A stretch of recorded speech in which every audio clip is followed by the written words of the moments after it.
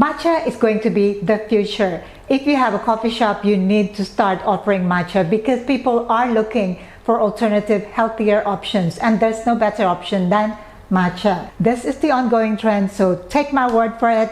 You must start offering matcha. You should bookmark this video clip because this is going to be your guide for many, many years to come. Let's start by the basics. What are the ingredients that you need to make delicious matcha? The star of the show will be your matcha powder. There are two main types of matcha. One is the culinary matcha and the other is the ceremonial grade matcha. You can visually tell the difference by looking at the color. Culinary matcha will be paler green in color, whereas ceremonial grade matcha will be vibrant, darker green. Now, looking at ceremonial grade matcha, there are also many different types, many different grades, and many different prices. Unfortunately, with matcha, the more expensive the price, the better the quality. You can also think of matcha as like coffee beans. There are also many different taste profiles. You must select which one is best suited for your customers, or if you're making this from home, try different varieties so you can taste the best one and then stick with that. Next, we are going to look at the milk. Milk these days, there are many different options as well. Gone are the days when you only use dairy. Now you also have the plant-based milk, and here I have the fresh milk, which is dairy. I have coconut milk and also oat milk. Oat milk is becoming my favorite these days, so if you haven't yet tried using plant-based milk, this is the time to give this a try. Finally, if you like your matcha a little bit sweeter, especially if you're going to make this for coffee shops, then you need to make it a little bit sweeter. I would suggest that you use 3 different types of sweetener here. One is the plain sugar. Granulated sugar will also work best. The second is using sugar syrup. Make a homemade one so you know exactly how it tastes like. And finally, you can also use vanilla syrup. Matcha works very well with vanilla. Now, if you'd like to make it more flavored like caramel, hazelnut, some customers would love that, then you can replace your vanilla syrup or sugar syrup with flavors like white chocolate, caramel, strawberry. So all of those are available for you to choose from. Next, let's look at what tools and gadgets you would need to make a delicious matcha. Today, I'm going to focus on ceremonial matcha, but if you don't have any of these gadgets, then you can also check the link above for other options on how to make your matcha. For this, I'm going to use a whisk, and this is a matcha whisk stand, and you use this so that your whisk will always be kept in good shape. And you need a matcha bowl. I would suggest that you use a matcha bowl with a spout so that when you pour the drink into your cup, then you will have the layers that you might be aiming for if you'd like to make it a good presentation.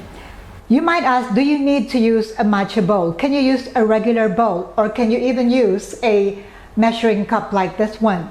As long as you're using a tall and also wide-rimmed bowl, then it is okay. We also need a spoon. Now, this is a matcha scoop, which is used to scoop the matcha because this is a very, very precious powder. You only need to use very little, so you use the scoop. But if you don't have this, it doesn't matter. You can also use a tablespoon or a spoon to measure your matcha powder. You also need to use a strainer. Why do you need a strainer? Because matcha powder is not really powder. These are ground leaves, so it could turn out to be lumpy.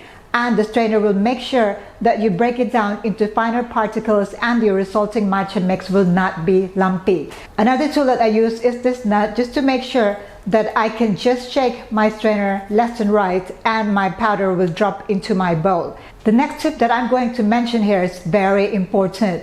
This is what I think you should be bookmarking and you should remember all the time. I'm going to share with you the proportion that you need to use when using a pure 100% matcha. What you need will be a scale.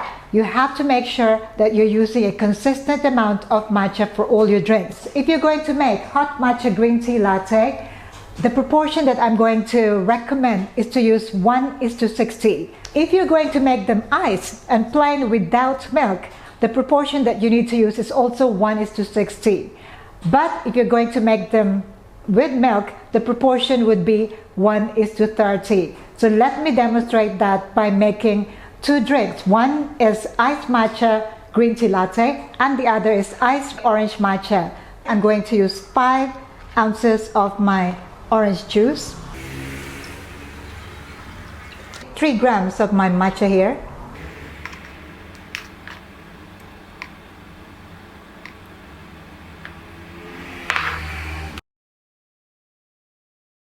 add water to dissolve my matcha. All I need would be about 30 ml. I don't want to use too much because I'd like it to be a layered drink. Before I whisk, I normally dip it in hot water to make sure it is sterilized, not to soften the bristle as people would say. The way to do it is that you use a circular motion or a W motion, just very lightly. Make sure everything is fully incorporated with the water, and you'll see that bubbly top out up there. Another technique is if you see large bubbles there, just whisk the top to burst those bubbles.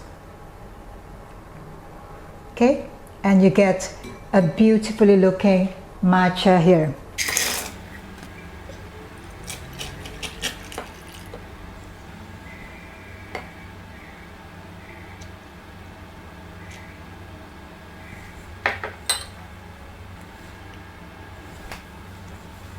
See that the layer on top is not very deep there, so you get that beautiful layering. So this is how you would do it: 3 grams of matcha, 5 ounces of orange juice, and 1 ounce to dissolve your matcha powder.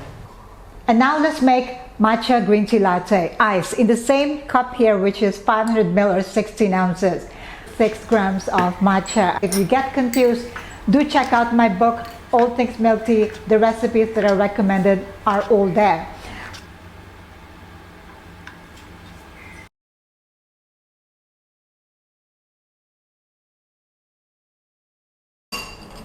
And now I am going to use the same amount of water here, just 30 ml of water.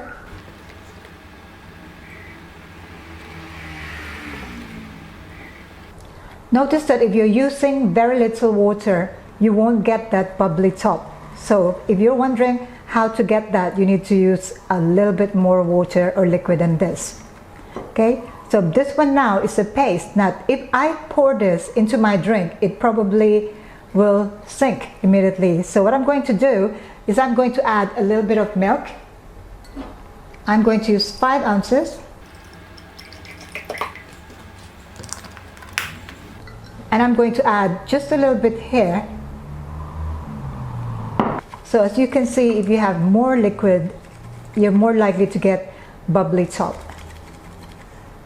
Very lightly, and now you get this really, really thick and creamy matcha mix here. Okay, so if you get big bubbles, again, just whisk the top or the surface of your mix and you should get that beautiful creamy texture.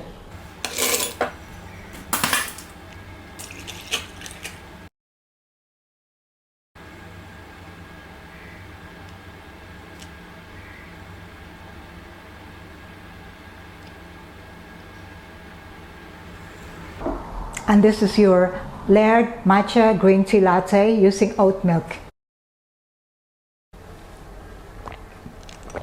Oh my God, that is the perfect matcha orange. Absolutely, I could taste the matcha, which is vegetal, and the sweetness from that orange juice. It is perfect. I didn't need to add any more sweetener here, and it's just so refreshing.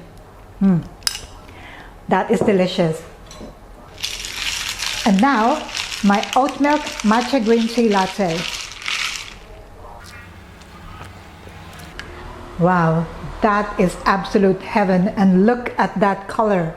Very, very dark green. If you are using the right amount of matcha with your liquid and also ice, you should get this very tasty, very savory, almost savory taste of the matcha. And that oat milk, simply delicious. Do not put a lot of sweetener because you'd really like to taste that matcha, which is that grassy, and this one has got a little bit of that seaweed taste. So it's absolutely delicious. If you have any questions at all about these recipes, once again, do let me know in the comment below. Don't forget to click that subscribe button for more of these video tutorials. Also check out my books, All Things Milk Tea and The Basic Barista. Details on how to order in the description box below. We have now published our second edition of the book, The Basic Barista. It is bigger, it is better, and it is more concise. So if you have got a copy already, you might wish to get another copy, the second edition of the book. That's all I have for today. Take care, stay safe. Thank you for watching. Ciao for now.